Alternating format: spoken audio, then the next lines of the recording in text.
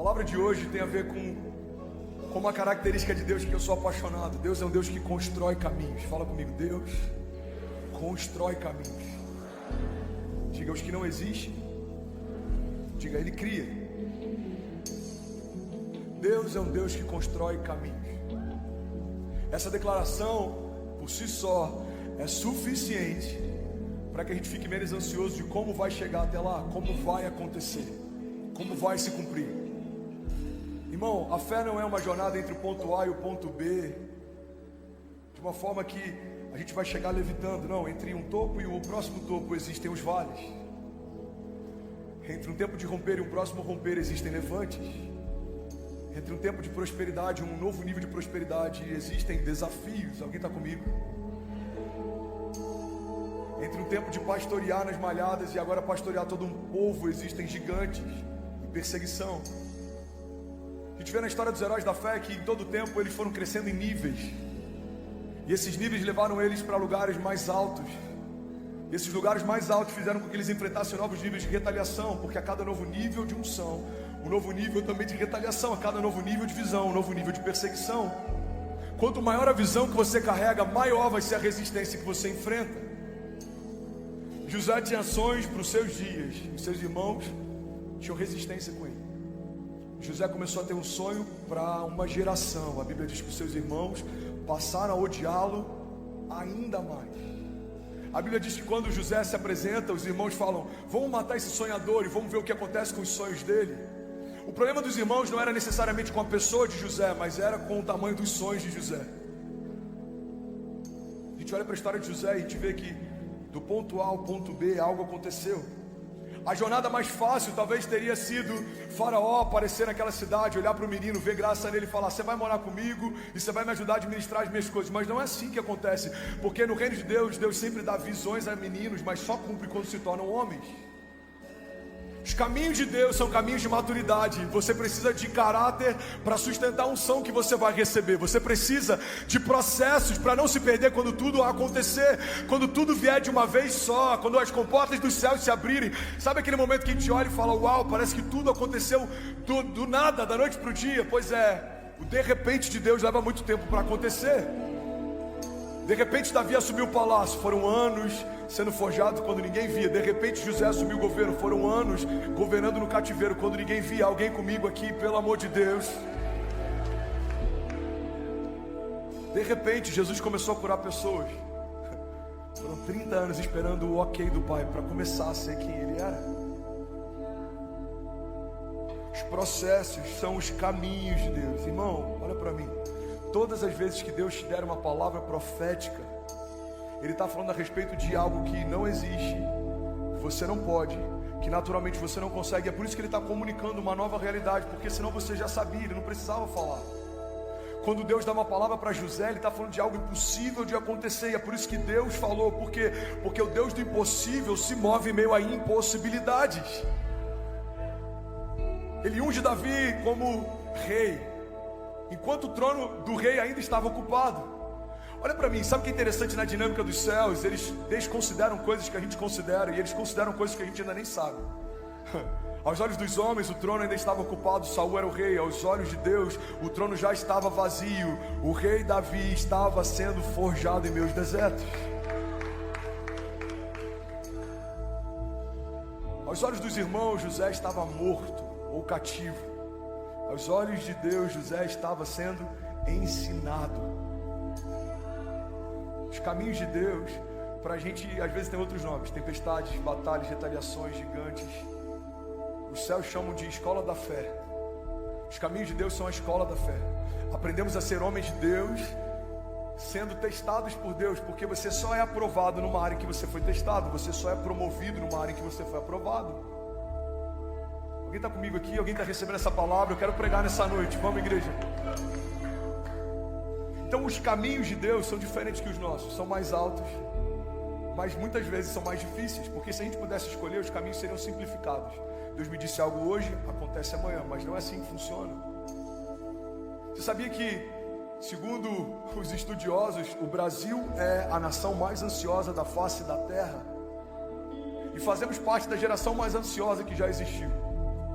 Uma geração ansiosa tem dificuldade em lidar com algo que no reino é indispensável, se chama processo. Se você pega uma lagarta e coloca num casulo e por algum motivo retira antes da hora, você não vai ter uma borboleta que nasceu mais cedo, você vai ter uma lagarta que morreu no meio do processo e nunca vai voar. Os processos de Deus não são antecipados muitas vezes, porque os caminhos de Deus são a única coisa que vai fazer com que você viva os planos de Deus. Irmão, declara comigo, diga: os caminhos de Deus me levam aos planos de Deus. Diga: se eu quero viver as promessas de Deus, tem que ser no jeito de Deus, no tempo de Deus, no ritmo de Deus, porque a promessa é dele.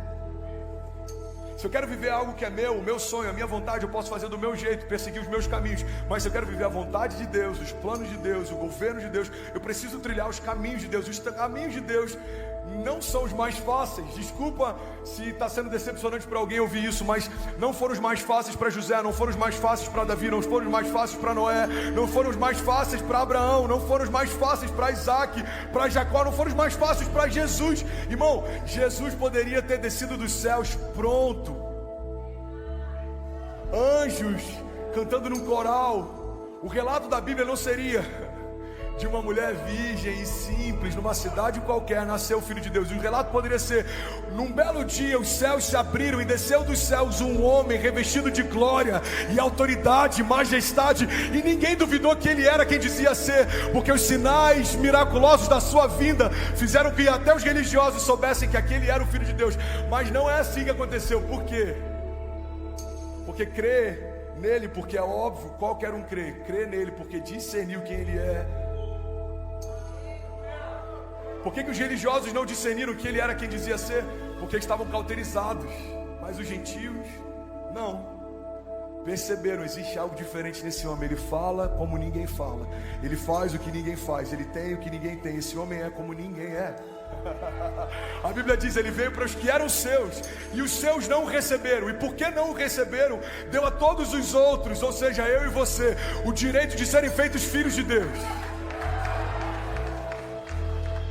Se os céus tivessem se aberto, os fogos da Disney estourando, toda aquela pirofagia celestial, imagina os arcanjos, serafins montados em cavalos, todo mundo ia olhar e falar: uau, que mão Jesus.